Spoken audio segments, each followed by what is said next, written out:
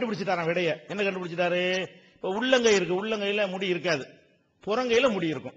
உள்ளங்கையில யாருக்கும் முடி இருக்காது, புறங்கையில முடி இருக்கும். உள்ளங்கையில முடி, உள்ளங்கை அளவுக்கு தலாக்கு முடின்னு ஒருத்தன் முடி எண்ணிக்கை தலாக்குன்னு சொன்னா, உள்ளங்கையில முடி இல்லாதனால தலாக்கு ஆயிரும். முடி இல்லாத ஒன்றை சொல்லிவிட்டான், தெரிஞ்சுக்கிட்டேன். அதே நேரத்தில் புறங்கையில சொல்லியிருந்தான்னு வைங்க, புறங்கையில சொல்லியிருந்தான்னு சொன்னா அது முடி இல்லாட்டி தலாக்கு நிகழாது.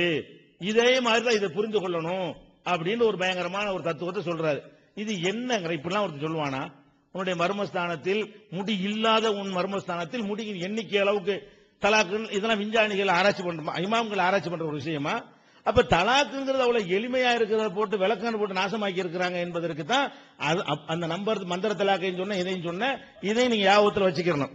அடுத்து விட்டு ஒரு சொல்லிட்டு இருந்த ஒரு பாதியில விட்டுட்டேன். என்னன்னு கேட்டா, மழை இருக்குல்ல, மழை இறங்குறத பத்தி தப்சீர் ராசி ரொம்ப புகழ்ந்து பேசினார்ல முதல் விவாதத்துல, மூணாவது தலைப்புல நடந்த விவாதத்துல.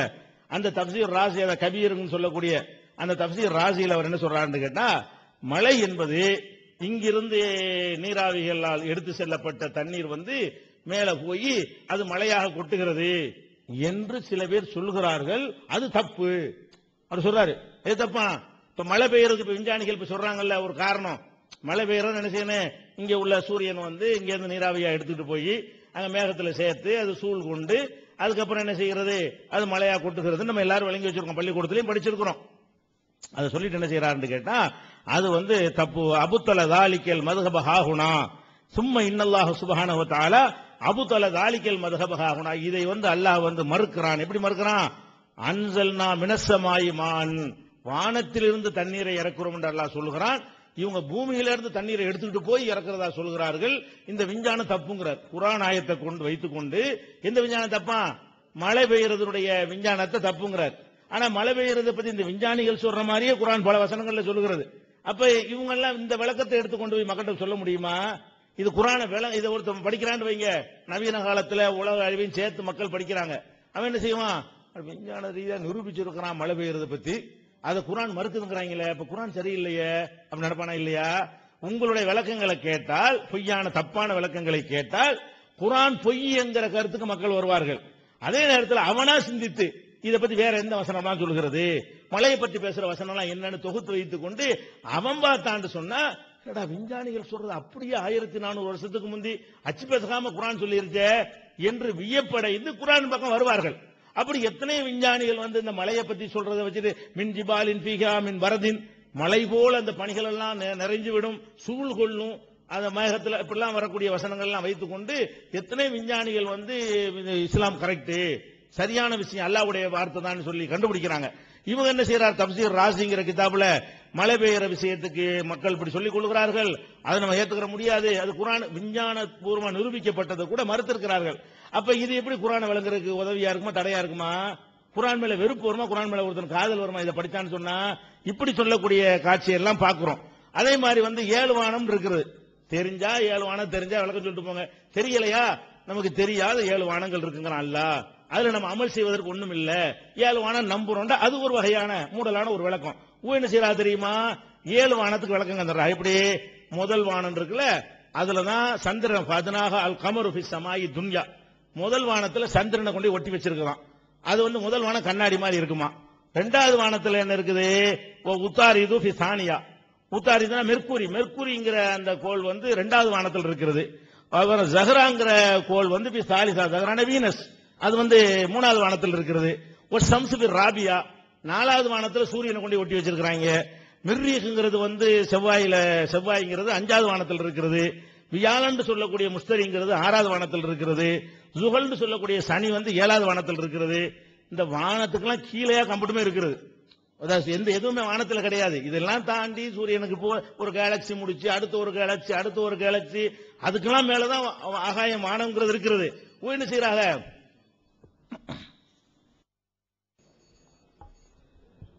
அன்பானவர்களே, ஒரு விஷயத்தை அவங்க ஒப்புக்கொண்டாங்க, ஒப்பந்தத்தில் எழுதப்பட்ட மாதிரி நாங்கள் நடந்து கொள்ளலை அப்படிங்கிறத ஒப்புக்கொண்டாங்க. ஏன்னா நேரடி இது நூலிலிருந்து எடுத்து தரணும், அது தராத உண்மைதான் அப்படிங்கிறத அவங்க ஏற்றுக்கொண்டாங்க. அடுத்து 3 ஆயத்துகள் நம்ம அடுத்து வைக்க சொன்னோம். நான் என்ன சொன்னா நான் வைக்கிறேன்டாங்கல்ல, அவங்க வைக்கணும், அங்க அர்த்தம் வைக்கணும். அடுத்த அமர்வுல நம்ம அந்த அர்த்தத்திலிருந்து நம்ம பல கேள்வியை கேட்போம். நீங்க அர்த்தம் வச்சுங்க, இதுக்கு என்னங்க சட்டம் அப்படின்னு நம்ம கேள்வி கேட்போம். அடுத்து அவங்க ஒரு விஷயத்தை, இன்னொரு விஷயத்தை, மிகப்பெரிய விஷயத்தை, இந்த விவாதத்தில் மிகப்பெரிய வெற்றி அதுதான். அல்லாஹு தஆலா இந்த அவையின் மூலமாக அதை நிரூபிச்சுட்டான். என்னன்னு கேட்டா, தலைப்பு என்ன? குர்ஆன் ஹதீஸ் அனைத்தையும் விளங்க முடியுமாங்கிறது தானே. குர்ஆன் ஹதீஸை அனைவரும் விளங்க முடியுமாங்கிறதா? அப்ப நீங்க அவங்ககிட்ட போய் கேட்கறீங்களே அப்படின்ட்டாங்க. அப்ப அதுல இருந்து அந்த இளைஞர்கள் எல்லாம் இன்னொருவர் சொல்லித்தான் மார்க்கத்தை பின்பற்ற முடியுமே தவிர அவர்களால் குர்ஆனை நேரடியாக படித்து நேரடியாக விளங்கி பின்பற்ற முடியாங்கிறத அவங்க ஒப்புக்கொண்டாங்க. இன்னொன்னு இவங்க சொன்னாங்கல்ல, அவங்ககிட்ட ஏன் கேட்கறீங்க? என்னிட கேளுங்க, நான் சொல்றேன்னாங்கல்ல, அவங்ககிட்ட தானே கேட்டுக்கிட்டு இருக்கோம் இது வரைக்கும். வேற யார்ட்ட நான் கேட்டேன்? இது வரைக்கும் அந்த இளைஞர்களை கேட்டேன். கடைசியில நான் சொன்னேன் வாசிங்க, அவங்கள என்ன சொல்லட்டும்னு சொன்னேனே தவிர இது வரைக்கும் உங்களை தானங்க கேட்டேன். கலாலாவுக்கு நீங்க விளக்கம் சொன்னோம், உங்க இமாம என்ன சொல்றான்னு சொன்னீங்க, சொன்னோம். உங்களுடைய தப்சீல மாற்றி எழுதி இருக்கிறீங்க அப்படிங்கறது சுட்டி காட்டணும். அது பிறகு அந்த சப்ஜெக்டுக்கு வரல, கேள்வியா தானே இருக்குது, நீங்க பதில் சொல்லல. ஈலா பிரச்சனையில சட்டம் கேட்டோம், குர்ஆன் வசனத்து போய் தான் கேட்டோம், நீ பதில் சொல்லல. அல்ஹஜ் அஷூரு மாலுமாத்து, ஹஜ்ஜுடைய மாதங்கள் எல்லாம் தெரிந்ததுன்றீங்க. அது குர்ஆன்லயோ ஹதீஸில் உள்ள பிரகாரம் எந்த மாதங்கள் விளக்குங்கள் உங்களை பார்த்து கேட்டுக்கிறோம், இதுவரைக்கும் நீங்க சொல்லல. அல்லாஹ் தஆலா கனிமத்து பொருளை யாரா கொடுக்கும் போது லில்லாஹி அல்லாஹ்வுக்கும் கொடுக்கணுங்கிறான். அந்த அல்லாஹ் லில்லாஹி மாபிஸ்ஸமாவாத்தி வமா ஃபில் அர்த், வானம் பூமியில உள்ளதெல்லாம் அல்லாஹ்வுக்குரியதுன்னு சொன்ன இறைவன் இந்த கனிமத்து பொருள்ல இருந்து அல்லாஹ்வுக்குரியங்கிறான். அது என்ன விளக்கன்னு கேட்டோம், உங்களை பார்த்தா கேட்டோம், இதுவரைக்கும் நீங்க சொல்லல. நபிகள் நாயகம் ஸல்லல்லாஹு அலைஹி வஸல்லம் சொன்னாங்க அல்லாஹ் அல்லாஹ்வுக்கு சத்தியம் செய்யக்கூடாதுன்னு. ஆனா அவங்களே வாபிக்க ஒரு சாஹிபை பார்த்து உன் தந்தை மீது சத்தியம் ஆண்டாங்க, முஸ்லிம் இருக்குதுன்னு உங்களை பார்த்தா கேட்டோம், இதுவரைக்கும் நீங்க பதில் சொல்லவே கிடையாது. அதே போல முர்த்தத்தானாக்கா வணக்கம் எல்லாம் அழிஞ்சு போன்னு அல்லாஹ் சொல்றான். ஆனா நபிகள் நாயகம் ஸல்லல்லாஹு அலைஹி வஸல்லம் அசர் தொழுகை விட்டுடா வணக்கம் அழிஞ்சு போண்டாங்களே, இதுக்கு என்ன உங்க விளக்கன்னு கேட்டோம், உங்களை பார்த்தா கேட்டோம், இதுவரைக்கும் நீங்க பதில் சொல்லல. 53 இருக்குது அத்தியாயத் அமர்வுல எப்படி கைய வைக்கிறதுன்னு சொல்லி, இந்த 53 எப்படி நீங்க புரிஞ்சீங்க? குர்ஆன் அல்லாஹ் விளக்கி இருக்கிறானா, ஹதீஸ்ல நபி நாம் ஸல்லல்லாஹு விளக்கி இருக்கிறாங்களா அப்ப நம்ம கேட்டோமே, இதுவரைக்கும் பதில் சொல்லல. இது உங்களை பார்த்தா கேட்டோம், நீங்க சொல்லல. இப்படி எத்தனை விஷயங்களை என்ன பார்த்து கேட்டா சொல்லுவோம் நீங்க, உங்களை பார்த்தா புல கேள்வி வச்சிருக்க நீங்க சொல்லவே இல்லையே. அதனால இன்னொன்னு நீங்க தலாக் விஷயம்னு சொல்றீங்க, தலாக்குங்கிறதுல இமாம்கள் கூட இந்த தலாக்க இது சொன்னாங்கல்ல, நீளமான தலாக் அகலமான தலாக், அந்த தலாக்க கூட பிதஅத் தலாக்னு இமாம்கள் சொல்றது எப்படின்னு சொன்னா, மார்க்க சட்ட பிரகாரம் ஒருவன் தலாக் கொடுக்கலன்னு சொன்னா அது பிதஅத் தலாக் தான் சொல்றாங்க. ஏன்னா ஒவ்வொன்னாக கொடுக்கணும், அதை மாற்றி அவன் கொடுக்கும் பொழுது அது ஒரு பிதஅத் தான். அப்ப எதையுமே தவறான ஒரு செயலை அங்கீகரிக்கவில்லை இமாம்கள். தவறான செயல் என்ன நடந்தால் என்ன சட்டம் என்பதை சொல்லி இருக்கிறார்கள். இப்படி போய் ஆய்வு செய்யலாமா, அப்படி போய் ஆய்வு செய்யலாமா அப்படிங்கிறாங்க. ஒரு பிரச்சனை வேண்டும், ஏகத்து இதெல்லாம் கூட ஒரு ஆள் குளிக்கிற பத்தி செய்யும் பொழுது ஜட்டி போட்டுக்கிட்டு மட்டும் குளிக்கலாம் அப்படின்னு கூட பதில் கொடுத்திருக்கிறாங்க. அதை நம்ம கூட வச்சிருக்கிறோம். அது யாரோ ஒரு கேள்வி கேட்டது பதில் கொடுக்கறாங்க. அதனால ஜட்டி குளியல் அப்படின்னு சொல்லி கேவலப்படுத்த முடியுமா? ஒரு ஆள் கேட்டதுக்கு அவங்க பதில் சொல்லலாம், அது சரியா தப்பாங்க அடுத்த விஷயம். அது ஜட்டி போட்டு குளிக்கலாமா அல்லது முழங்காலை மறைச்சுக்கிட்டு தான் குளிக்குமாங்கிறது தனி சப்ஜெக்ட். இவங்க பதில் கொடுத்ததுனால யாரோ ஒரு கேள்வி கேட்டதுனால இவங்க அப்படி ஒரு பதில் சொல்றாங்க. இப்ப அதனால ஒவ்வொரு ஆளும் ஒரு சட்டம் கேட்கும் பொழுது அதுக்கு தீர்வு இல்லைங்க முடியாது. என்னதான் ஆபாசமா கேட்டாலும் தீர்வை சொல்லணும். அதுக்காண்டி நம்ம அந்த ஆபாசம் அனுமதிக்கிறோம் அப்படிங்கறதல்ல. இமாம்களும் சரி எந்த இடத்துல ஆபாசம் அனுமதிக்க இல்லை, அந்நிய பெண்ணை பார்க்க கூடாங்கிறாங்க, தொலைப்பதை மறைக்கணுங்கிறாங்க. இந்த அளவுக்கு இந்த ஆபாசங்கள் நடந்துவிடக் கூடாதுங்கிற கவனமா இருக்கிறாங்க. ஆனா சில பேர் கேள்விகள் கேட்டா பதில் சொல்லி இருக்கிறாங்க. அப்ப அது போய் இப்படி ஆய்வா அப்படி ஆய்வான்னு சொல்லும் பொழுது இவங்க 100 டிகிரி 200 டிகிரின்னு சொன்னாங்க. அப்ப நம்ம சொன்ன என்னங்க நீங்க இப்படி ஆய்வு செய்றீங்களேன்னு கோபம் வந்துருச்சு. அப்ப இமாம்கள் ஆய்வு செய்யக்கூடாது இவங்களும் ஆய்வு செய்யலாம்னு அர்த்தமா? நம்ம என்ன சொல்றோம், யாருமே ஆபாசத்தை ஆதரிக்கிறாங்க கூடாதுதாங்க. இப்படி நடந்தாலும் எழுதி வச்சிருக்காங்க, அது விட்டுருங்க. இப்ப எத்தனை அதிசயம், இப்ப உதாரணத்துக்கு வேணாம், இப்ப சாலிம் அல்லாஹ் அசிங்கம்ங்கிறீங்க, அது புகாரில முஸ்லிம்ல இருக்குது. இப்ப இந்த நேரத்துல முஸ்லிமே ஆபாச கலைஞன்னு சொல்லுவீங்களா? உம்மு ஹராம் ரலியல்லாஹு அன்ஹா அவங்களோட ஹதீஸ் இருக்கறனால அந்த கிதாபே நீங்க ஆபாச கலைஞ்சுவீங்களா? அந்த ஹதீஸ் முரணா இருக்கும், புகழ மாட்டாங்கிறீங்க. தப்பா ரைட்டாங்கன்னு வாதிப்போம், வாதத்துக்கு நீங்க வரணும், அப்பதான் மக்களுக்கு உண்மை வெளிப்படும். இப்படியே நகர்ந்துகிட்டே போயிடக்கூடாது, நீங்க என்னன்னு விளக்குனாதான் அவ்வளவு கூடாது, வாதத்துக்கு வரணும் நீங்க, அப்பதான் மக்களுக்கு உண்மை வெளிப்படும். ஆனா இது ஆபாசம் சொல்லி மறுக்கிறீங்களே, ஆபாசம் புகாரி இருக்கிறதுனால புகாரியையே நீ ஆபாச கலைஞர் சொல்றீங்க. இந்த அதீது விட்டு நல்லது இருக்குங்கிறீங்கல்ல. ஃபிக்ஹ் கிதாபுல 1000 லட்சக்கணக்கான சட்டங்கள் இருக்காங்க, நீங்க எங்க போறீங்க? நல்ல சட்டங்கள் தொழுகை பத்தி, நோன்பை பத்தி, ஜக்காத்தை பத்தி, ஹஜ் செய்ற முறையை பத்தி எல்லாம் எவ்வளவு அழகான இருக்கு, அது மட்டும் எடுங்களேன். இது யாரோ ஒரு ஆளுக்கான எழுதி வச்ச இமாம்கள் ஆதரிக்கல, இல்ல ஆதரிச்சாதான் நீங்க சொல்லலாம்.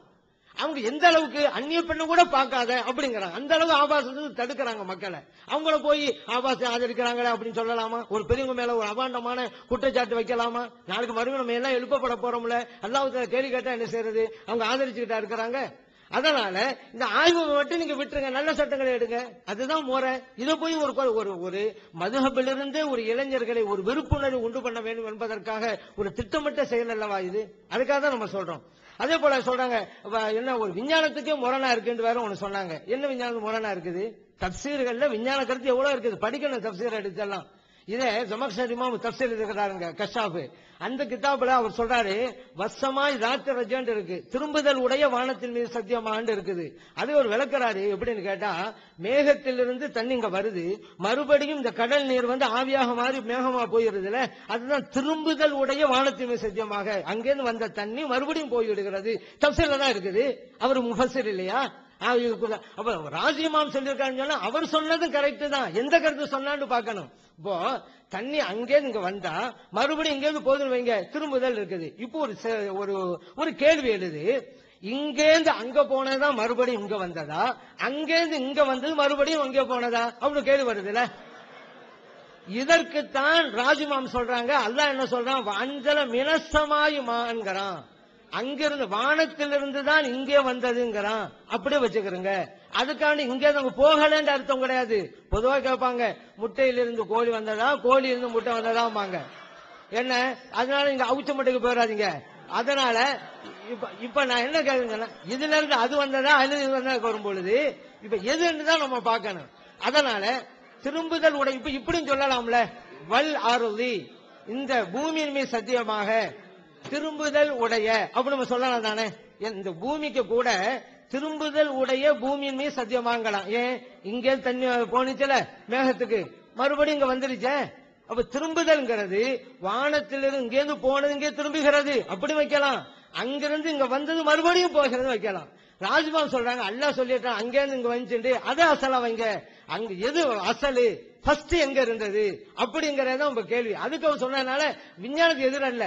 இந்த வருஷமா தாத்தரஜிக்கு ஜமக்ஷரிமா கொடுத்த விளக்கம் தப்சீர்ல தான் இருக்குது. அப்ப இந்த விஞ்ஞான கருத்துக்கள் கூட தப்சீர்ல இருக்கு அப்படிங்கறத நம்ம புரிஞ்சு கொள்றோம்.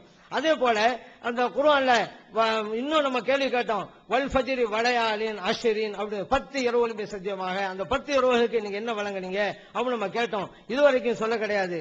அதே போல இந்த அசர் தொலை விட்டாக்கா வணக்கம் எல்லாம் அழிஞ்சு போண்டு இருக்க, அதை கேட்டோம். வல்லையில் இதான் அஸ் அப்படிக்கு இவங்க விளக்கம் சொல்றாங்க, பின்னோக்கி செல்லும் இரவின் மீது சத்தியமாக அப்படிங்கிறாங்க. இந்த வல்லையிலி இதான் அஸ்க்கு அந்த பின்னோக்கி சொல்வது விளங்குறது எந்த அளவுக்கு சரி அப்படிங்கறத இங்க நிரூபிக்கணும். இலாஹுக்கும் இலாஹும் வாஹிது நம்ம கேட்டோம். இலாஹுக்கு வழக்கத்திற்குரிய இறைவன் எப்படி நீங்க கண்டுபிடிச்சீங்க அந்த விளக்கத்தை, அதெல்லாம் அது சரியில்லைங்கிறதல்ல, எப்படி இந்த விளக்கம் இலாஹுக்கு இதுதான் அர்த்தம் அப்படிங்கறத நீங்க எங்கிருந்து புரிஞ்சீங்க, குர்ஆன்ல புரிஞ்சீங்களா, ஹதீஸ்ல புரிஞ்சீங்களா, அதை நீங்க எங்களுக்கு சொல்லி காட்டணும். அது மட்டுமல்ல, கன்னஹும் யௌம யரவுனஹா லம் யல்பசு இல்லா அஷியத்தன் அவு துஹாஹா அப்படிங்கிற வசனத்துல அதை அவர்கள் காணும் போது ஒரு மாலையோ அல்லது ஒரு காலையோ தவிர வாழவில்லை என்பது போல் அவர்களுக்கு தோன்றும் என்று மொழிபெயர்த்திருக்கிறீங்க. இங்க காலை என்று சொல்லி அஷியத்தன் அப்படிங்கிறதுக்கு மாலைங்கிற வார்த்தையை போடுங்க, ரைட். லுஹாஹா அப்படின்னு வருது, நீங்க மாலைன்னு மட்டும் போட்டீங்க. ஆனா இங்க லுஹாஹான்னு வருது, அதனுடைய மாலைன்னு வருது. அந்த ஹாங்கிறது எதை குறிக்கும் அப்படிங்கறத உங்களுடைய டிரான்ஸ்லேஷன்ல நீங்க குறிப்பிடவே இல்லை. அதனால அதே நீங்க ஒழுங்காக என்ன அப்படிங்கிற அர்த்தத்தை நீங்க சொல்லணுங்க. ஏன்னா ஒரு குர்ஆனுடைய வசனத்திலே இருக்கக்கூடிய வார்த்தைகள் எதுவுமே வேஸ்ட் ஆகாது அப்படிங்கிறது உங்கள் நிலைப்பாடு. ஆனா நிறைய இடங்கள்ல நீங்க அதுக்குண்டான அர்த்தத்தை நீங்க சொல்லல. அதே போல யுனஸ்ஸிலுல் மலாயிகத்த பிர்ரூஹி மின் அம்ரிஹி அந்த வசனத்துக்கு உயிரோட்டமான கட்டளையை கொண்டு எழுதியிருக்கிறீங்க. நீங்க தான் சொல்லுங்க ஏதாவது அப்படி அப்படி வாசிக்கணும்னு சொல்லி, இந்த வசனத்துக்கு நீங்க எழுதின மொழிபெயர்க்கும் அப்படி அப்படி வாசிச்சு இந்த சபைக்கு சொல்லுங்க. உயிரோட்டமான கட்டளை இருக்கிறீங்க, வசனத்தை ஓதணும். இந்த உயிரோட்டமா கட்டளை அப்படிங்கிற வசனம் அதுக்கு வரதான் பார்க்கணும். வார்த்தைக்கு வார்த்தை மொழிபெயர்த்து சொல்லணும்.